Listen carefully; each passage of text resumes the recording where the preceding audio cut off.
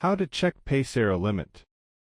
Open the Paysera app or visit the website and log in to your account.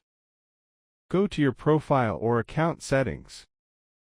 Find the section related to account verification or limits.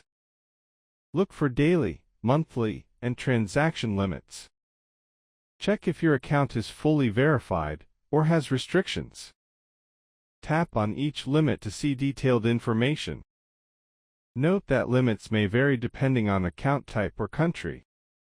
Look for options to increase limits through verification. Follow instructions to submit required documents if needed.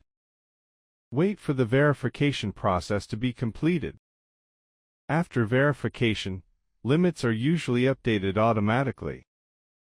Check your limits regularly if you make large transactions. Keep your app or browser updated to the latest version.